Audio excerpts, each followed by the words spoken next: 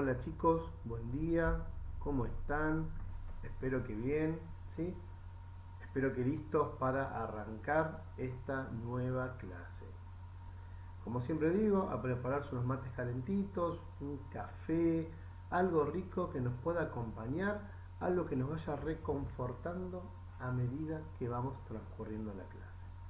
Hoy vamos a abordar dos patologías, ¿sí? En la clase de hoy, que la podemos encontrar dentro de los trastornos alimenticios. Hoy vamos a trabajar sobre la bulimia y la anorexia, ¿sí? Dos trastornos que iremos viendo y que iremos abordando en el transcurso de los videos. Hay algo que tener en cuenta, ¿sí? O algo para organizar la clase, es que en esta primer parte de la clase, es decir, en el primer video, vamos a abordar de manera general los trastornos alimenticios y a su vez veremos los trastornos más comunes, ¿sí? Con sus similitudes y su diferencia, ¿sí? Entre estos trastornos que vamos a ver. Y en el segundo video ya sí vamos a profundizar sobre dos de estos trastornos, como les mencioné hace un rato, la bulimia y la anorexia. Bien, los trastornos alimenticios, si comencemos ya con la clase, son afecciones graves, ¿sí? A ver, no estamos hablando de cualquier cosa, estamos hablando de afecciones graves que se relacionan con las conductas alimentarias que obviamente van a afectar negativamente a la salud, ¿sí? A ver, no solamente a la salud física, sino también las emociones y sobre todo la capacidad de desempeñarse en áreas importantes de la vida. Los trastornos de la alimentación más frecuentes suelen ser, como acabamos de mencionar, la anorexia nerviosa, o comúnmente llamada anorexia, la bulimia nerviosa, o comúnmente llamada bulimia, y otros trastornos alimentarios compulsivos que iremos abordando dentro del rato. La mayoría de los trastornos de la alimentación se caracterizan, por lo general, por fijar excesivamente la atención en el peso. Es como que el sujeto, el individuo, focaliza, pone su mirada en su propio peso. Además de su propio peso, en su figura corporal y sobre todo en la ingesta, en la comida, ¿sí? Lo que suele causar conductas alimentarias peligrosas. Estas conductas pueden tener una repercusión en la capacidad del cuerpo para obtener la nutrición adecuada que necesita para funcionar como corresponde, ¿sí?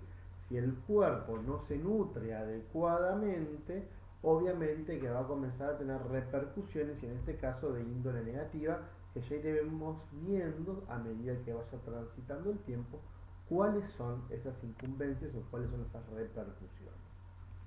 Ahora bien, los trastornos de la alimentación, los trastornos alimenticios, pueden causar, por ejemplo, daños en el corazón, en el aparato digestivo, en los huesos, en los dientes, en la boca, y además puede terminar derivando en otras enfermedades. Con frecuencia, por lo general, estos trastornos se suelen, miren la palabra que estoy utilizando, se suelen manifestar en la adolescencia y en los primeros años de la adultez, aunque pueden aparecer en otras edades. Recordemos que cada vez que uno aborda una patología, siempre la aborda desde las generalidades. Ahora bien, con un tratamiento adecuado, el sujeto o el paciente, que en este caso lo vamos a tomar de manera indistinta, puede volver a tener hábitos alimentarios saludables o encauzar esos hábitos alimentarios en hábitos alimentarios más saludables y a veces revertir las complicaciones graves, ¿sí? Que estábamos hablando de esas complicaciones graves de salud que suelen tener causadas por el trastorno alimenticio. En muchas ocasiones es posible revertir todo esto. Si vamos a hablar de los síntomas varían en función del tipo de trastorno de alimentación del que estemos viendo. No son los mismos síntomas de una bulimia, de una anorexia o del trastorno de rumiación. No es lo mismo. Cada trastorno alimenticio, como dijimos, tiene sus propios síntomas. Entonces, no va a ser lo mismo. Vuelvo a destacar esta idea. Los síntomas de la anorexia nerviosa, que lo de la bulimia nerviosa, que el trastorno de rumiación, ¿sí? son trastornos distintos. Por lo tanto, estos trastornos van a variar, ¿sí? La anorexia nerviosa, la bulimia nerviosa y los trastornos alimentarios compulsivos, podríamos llegar a decir, son los trastornos de alimentación más frecuentes. Otros trastornos de la alimentación, ¿sí?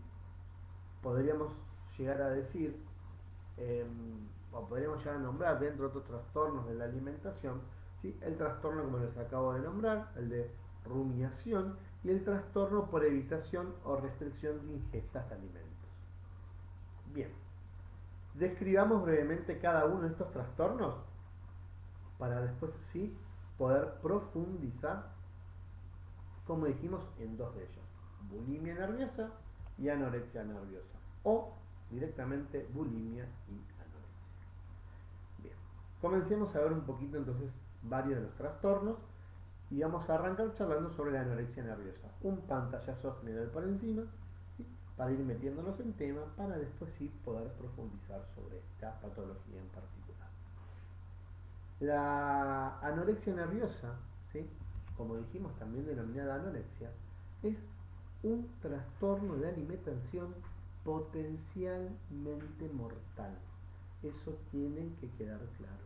Es potencialmente mortal, que se caracteriza por peso corporal bajo, ¿sí? O un peso corporal, para ser más técnico, anormalmente bajo, ¿sí? Es estar flaco, estar por debajo del peso que uno debería tener, ¿sí? También otra característica, podríamos decir, de la anorexia nerviosa es un gran temor a aumentar de peso. No solamente tener peso bajo, sino además temor a aumentar de peso. Y además, la tercera característica, ¿sí?, de la cual vamos a hacer mención en este momento, una percepción distorsionada del peso o de la figura corporal. No concuerda la percepción que yo tengo de mí mismo con la realidad. Las personas con anorexia hacen todo lo posible para controlar el peso y para controlar la figura corporal, lo que frecuentemente afecta de manera importante la salud y las actividades cotidianas. Es decir, no solamente la persona que lleve esta patología o que tenga esta patología va a tener importantes problemas de salud, como dijimos, patología potencialmente mortal, sino que a su vez sus actividades diarias se van a encontrar, ¿cómo decirlo? Se van a encontrar obstaculizadas, o se van a encontrar comprometidas, o se van a encontrar alteradas, o se van a presentar diferentes dificultades en estas actividades diarias que el sujeto tiene. Ya que hablamos del sujeto, podemos decir que cuando un sujeto tiene anorexia, ¿sí?, lo que va a hacer, por ejemplo, es limitar en exceso la ingesta de calorías, ¿sí? O inclusive llega a utilizar, por ejemplo, otros métodos para bajar de peso.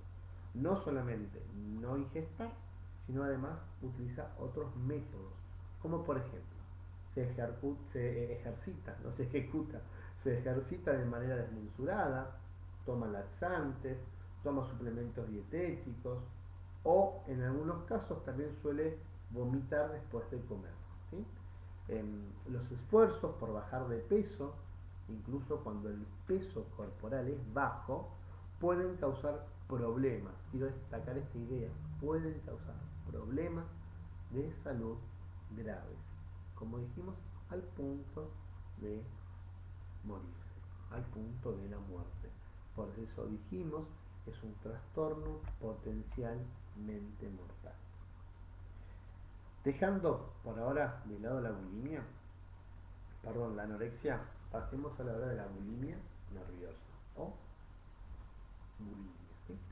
La bulimia nerviosa, ¿sí?, también llamada frecuentemente bulimia, podemos decir que es el trastorno de alimentación. Más que ser trastorno, es un trastorno de alimentación grave, y al igual que la anorexia, potencialmente mortal. Cuando un sujeto padece bulimia, tiene episodios de atracones de comida, además de purgas, que incluyen la sensación de pérdida de control sobre su alimentación. Muchas personas con bulimia también restringen lo que comen durante el día, lo que suele causar episodios, ¿sí? O episodios de atracones más frecuentes y purgas más frecuentes, ¿sí? A ver, si uno encima que se da atracones y se purga, se restringe de comer, claramente estos episodios de atracones suelen ser más grandes, más frecuentes, al igual que las purgas. Durante estos episodios es normal que el sujeto consuma una gran cantidad de alimentos, pero en un breve tiempo. ¿Sí? Es como que los desborda la ansiedad, comen todo lo que puedan comer, ¿sí? Pero en un periodo de corto muy tiempo, para luego intentar deshacerse de las calorías extras, ¿sí? De una manera poco saludable. Debido a la culpa, debido a la vergüenza y debido al temor, prácticamente, podríamos decir, al gran temor o al temor intenso de aumentar de peso por comer en exceso, estos sujetos suelen provocarse vómitos. También, además de provocarse el vómito, pueden ejercitarse desmesuradamente o, como dijimos, como en el caso de la anorexia, suelen utilizar otros métodos, como por ejemplo los laxantes para deshacerse también de calorías. Si un sujeto tiene bulimia, probablemente le preocupe su peso y su figura corporal. Y tal vez se juzgue él mismo con gran severidad y con gran dureza por los defectos que son productos justamente de una autopercepción, o de una mala autopercepción. Miren cómo en la bulimia y la anorexia entra en juego la percepción que el sujeto tiene de sí mismo. En realidad, una percepción errada que el sujeto tiene de sí mismo. Pasemos, dejémoslo acá, si después podemos seguir profundizando, pasemos un poco a los trastornos alimentarios compulsivos. ¿Sí? Anorexia, bulimia, otro tipo de trastorno alimentario compulsivo. Cuando uno tiene este trastorno alimentario compulsivo, habitualmente come en exceso, ¿sí? Se da ese atracón similar a la bulimia.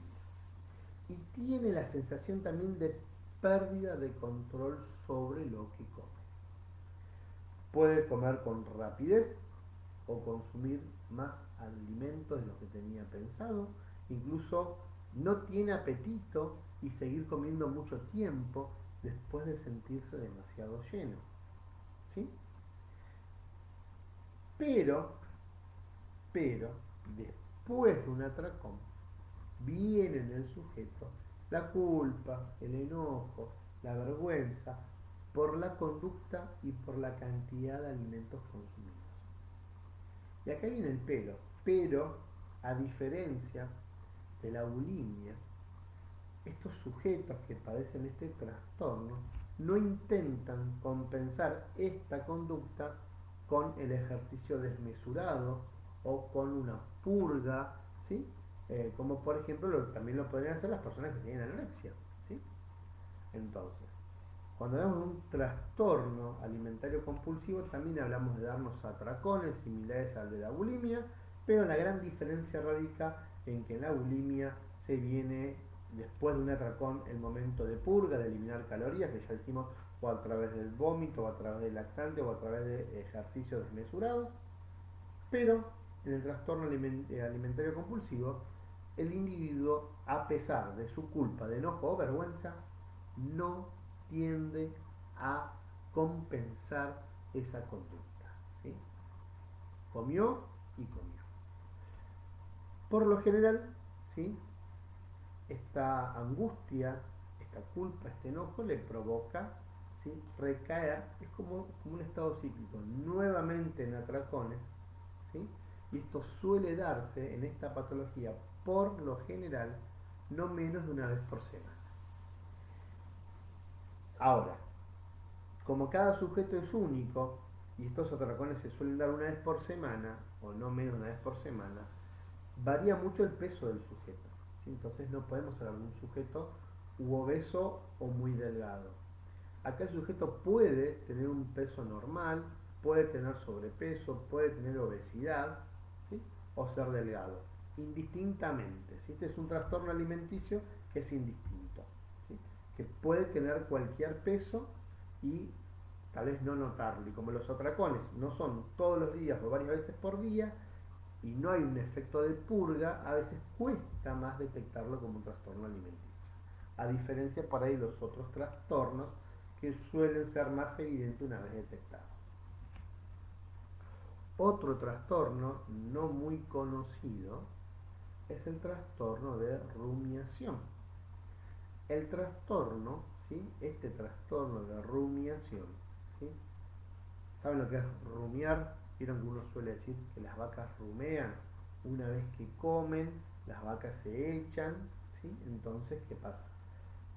Las vacas tienen varios estómagos. ¿Qué van haciendo? Van pasando la comida de un estómago al otro y cuando se da el pase de un estómago al otro, vuelve el bolo alimenticio a la boca de la vaca, lo sigue masticando y lo vuelve a pasar de vuelta a otro estómago. Eso es rumiar, ¿sí? Esto de volver la comida a la boca y que vuelva la comida a la boca. Entonces, el trastorno de rumiación viene por ese lado. A ver, ¿en qué consiste este trastorno? En para ser más técnico, ¿sí? En la regurgitación, ¿sí? De los alimentos, una regurgitación repetida y continua de los alimentos después de comer. Pero esta regurgitación no se debe a una enfermedad ni a otros trastornos de la alimentación, así como por ejemplo la anorexia, la bulimia o como dijimos recién el trastorno alimentario compulsivo. La comida vuelve a la boca sin náuseas, sin arcadas, ¿sí? Y puede justamente que la regurgitación no sea intencional, se puede dar sola. A veces los alimentos que se regurgitan se mastican nuevamente y se vuelven a tragar o también se escupen. Eso dependerá de cada caso, de la edad, de cada sujeto que tenga este trastorno de alimentación. A ver, el trastorno puede derivar en una desnutrición si en los alimentos se escupen o si las personas comen mucho menos para evitar la conducta. Si yo tengo este problema o este trastorno, ¿qué voy a hacer? Por lo general, dejo de comer o como menos porque creo que tiene que ver con la cantidad de alimento que ingesto. Entonces dejo de comer o paso a comer menos para tratar de evitar este trastorno, ¿sí? La realidad es que no lo puedo evitar, esa es la realidad. Por eso este trastorno no lo puede evitar sin un tratamiento adecuado, ¿no? Por eso este trastorno puede derivar entonces en desnutrición, ¿sí? Si cuando el sujeto regurgita, decide escupirlo, ir al baño o donde sea y desechar estos alimentos, puede empezar obviamente a tener síntomas de desnutrición. El trastorno de rumiación puede ser más frecuente en los niños pequeños o en las personas que tienen una discapacidad intelectual, ¿sí? Suele darse en este contexto. Pero siempre estamos hablando de generalidades, puede acontecerle a cualquier sujeto en cualquier edad. Otro de los trastornos, ¿sí? Siempre hablando de manera general, ¿sí? Alimentarios o alimenticios, es el trastorno por evitación o restricción de la ingesta de alimentos. Anorexia, bulimia, ¿sí? Hablamos de el compulsivo, hablamos de rumiación y ya estamos hablando del trastorno por evitación o por restricción de la ingesta de alimentos. O sea, estamos viendo 5 trastornos diferentes. Uno por lo general suele pensar que los trastornos alimenticios son solamente bulimia y anorexia. Estamos nombrando 5. Y créanme, hay muchísimos trastornos más. Simplemente estamos viendo algunos. Como por ejemplo la obesidad, pues es un trastorno de alimentación, ¿sí? Pero simplemente vamos a ver algunos, como para romper el mito, esta idea de que o es bulimia o es anorexia los trastornos alimenticios. Hay muchísimos trastornos. Bien, continuamos entonces con el trastorno por evitación o restricción de la ingesta de alimentos. Es decir, o evito los alimentos o no los como. Este trastorno justamente se caracteriza porque el sujeto no puede alcanzar los requerimientos nutricionales diarios mínimos, ¿sí? Justamente por la falta de interés en alimentarse. Ahora, evita las comidas, ¿sí? Eh, porque sí, sin motivo aparente. Sobre todo evita las comidas con determinadas características sensoriales, como puede ser el color, la textura, el aroma, el sabor, ¿sí? O bien pueden estar preocupados por las consecuencias al comer, como el temor a atragantarse, entonces no come. A ver, esto no es un trastorno de alimentación, pero ¿cuántas personas hay que no comen pescado por miedo a atragantarse con una espina? Entonces fíjense cuánto más cercano es este temor a atragantarse. Uno dice, y no, pero ¿cómo alguien va a tener, no va a comer por miedo a atragantarse? Sí, por ejemplo. Y no estamos hablando dentro de un contexto patológico, hay personas que no ingieren pescado por miedo a que una espina le quede clavada, por miedo a atragantarse. Bien, una diferencia que podemos ya mencionar entre esta patología y las patologías anteriores es que este sujeto que tiene ese trastorno por evitación no evita los alimentos por temor a aumentar de peso, ¿sí? Los evita por otro motivo. Volvemos a decir, o por temor a atragantarse, o por temor a otras consecuencias que pueda llegar a tener el comer, o por la textura, o por el olor, o por el color, pero no por miedo a aumentar de peso. El resultado, las consecuencias, ¿sí?, que uno puede llegar a tener justamente por padecer este trastorno, ¿sí?, es un adelgazamiento significativo o la imposibilidad de aumentar de peso si estamos hablando de una etapa de la niñez. Así también como deficiencias nutricionales que a la larga van a traer problemas de salud. A ver, nosotros sabemos que, por ejemplo, cuando hablamos de desnutrición infantil, hablamos de la carencia de alimentos o de los nutrientes necesarios que el organismo necesita para funcionar en los primeros 1000 días de vida, hasta los 3 años, de toda la gestación hasta los 3 años.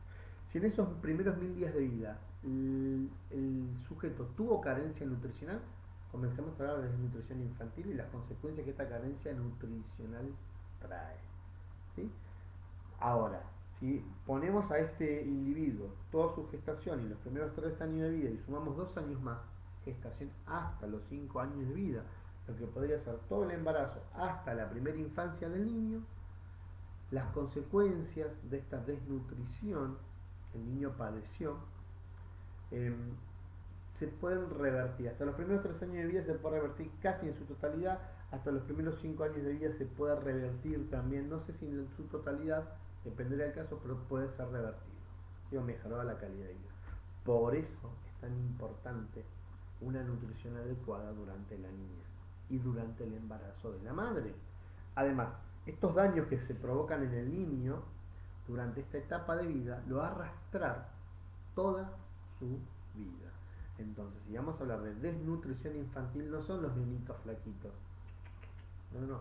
Uno puede ser desnutrido infantil a los 40 años, porque el daño que se provocó en el organismo en esos primeros 1000 días de vida o en esos primeros 5 años de vida, ¿sí?, el daño que provoca, las secuelas, las consecuencias que quedan en el organismo, uno lo sigue llevando en el transcurso de su vida. Entonces es mucho más serio estos problemas nutricionales cuando hablamos dentro de la etapa de la niña. Además de todos estos trastornos que estuvimos hablando, miren, yo sin saber traje la desnutrición infantil como un trastorno también. Es mucho más complejo el tema, ¿no? Pero además de estos trastornos de bulimia, anorexia, el compulsivo, el de rumiación, el de no ingesta, así que acabamos de ver, este trastorno por evitación, existen también los llamados trastornos de la conducta alimentaria no especificados, ¿sí? A ver, ¿qué son estos trastornos de la conducta alimentaria no especificados? ¿Sí? son trastornos, o son, podríamos decir, como formas incompletas que no cumplen todos los criterios clínicos, que no cumplen todas las características clínicas, que no aplican, ¿sí?, a todas las características necesarias para estar dentro de unos de los trastornos mencionados, pero a pesar de esto, ¿sí?, causan problemas en el sujeto. Chicos, yo voy a aprovechar esta pausa que estoy haciendo para poder tomar un mate, como les digo siempre. Aprovechen, tómense un mate, ¿sí? A esta altura, después de haber hablado casi 25 minutos, tengo la garganta prácticamente seca, así que necesito por lo menos un mate calentito para continuar con la clase. Sigamos charlando un poco sobre los trastornos alimentarios y sobre todo sus causas. Bien. Se desconocen las causas exactas de los trastornos de alimentación. Es decir, hoy en día no tenemos una causa puntual. ¿Se acuerdan? O no sé si conocen el tema de lo que es los trastornos generalizados, entrando a otra gama de trastornos, ¿no? Los trastornos generalizados del desarrollo o los trastornos de espectro autista, que también se dice que se desconoce la causa exacta o que la causa puede variar. En este caso, con los trastornos de alimentación pasa exactamente lo mismo, ¿sí?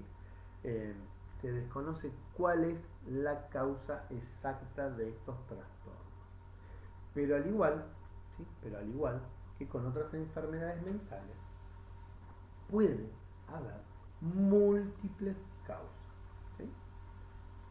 Es decir, desconocemos las causas, pero son multicausales estos trastornos. O también se lo suele llamar multifactorial, ¿sí? Entonces, estos trastornos, si bien desconocemos las causas, hay múltiples causas, como por ejemplo las causas genéticas, las causas biológicas, las psicológicas, las emocionales, ¿sí? Si hablamos de causas genéticas y causas biológicas, podemos decir que algunas personas pueden tener genes que aumenten el riesgo de presentar trastornos de la alimentación. A ver, los factores biológicos, como los cambios en las sustancias químicas del cerebro, pueden traer una función en el trastorno de la alimentación, ¿sí? Estos cambios, estas causas de origen genética que yo ya traigo de mi herencia familiar, o estas causas orgánicas que yo puedo llegar a tener, pueden, como dijimos, pueden favorecer la aparición de un trastorno alimentario. Ahora bien, si vamos a hablar de causas psicológicas y causas emocionales, podemos llegar a decir que las personas con trastornos de la alimentación pueden tener problemas psicológicos y emocionales que contribuyan al trastorno, ¿sí? A ver, no quiere decir que todas las personas que tengan trastornos en la alimentación tengan problemas psicológicos y emocionales, o sus causas sean psicológicas o emocionales. No, lo que estamos diciendo es que las personas con trastornos de la alimentación podrían llegar a tener problemas psicológicos y problemas emocionales que contribuyan al trastorno. Es decir, estos problemas que van surgiendo contribuyen al trastorno, ¿sí? Como por ejemplo, una autoestima baja, el perfeccionismo, comportamientos impulsivos, relaciones problemáticas, ¿sí? Existen varios tipos de comportamientos. Ahora bien, chicos, hasta acá las generalidades que dijimos del video número 1, ¿sí? Estas generalidades sobre estos trastornos alimenticios que estuvimos viendo. A partir del video número 2 vamos a profundizar sobre dos de estos trastornos: la bulimia y la anorexia, ¿sí? Algo a tener en cuenta que cuando uno habla de trastornos alimenticios, habla de una gama enorme, como les mencioné recientemente, de diferentes patologías o diferentes trastornos, ¿sí?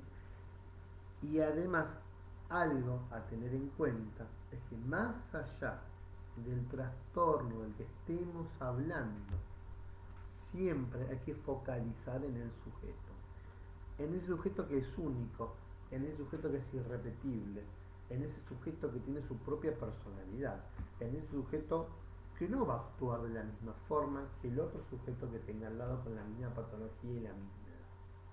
Por lo tanto, cuando hablemos de personas con cualquier tipo de trastorno, tenemos que pensar en tratamientos únicos, tratamientos a la medida, tratamientos que tengan que ver las particularidades de cada uno de los sujetos y sobre todo las particularidades en relación a los hábitos que este sujeto tenga. Sobre todo cuando hablamos de bulimia y anorexia al principio de ambas, por lo menos como lo planteé en la clase, la idea fue plantear casi las similitudes que había, ¿sí? Prácticamente a lo mismo, purgas, ¿sí? Ejercicios desmesurados, pero ¿cómo? ¿Tanto la bulimia como la anorexia? Sí, sí, tanto la bulimia como la anorexia. Chicos, hasta acá el primer video de la clase de hoy, ¿sí? Ahora venimos con el segundo video para abordar entonces, sí, puntualmente bulimia y anorexia nerviosa. Bulimia nerviosa y anorexia nerviosa. Chicos, nos estamos viendo ahora en un minuto.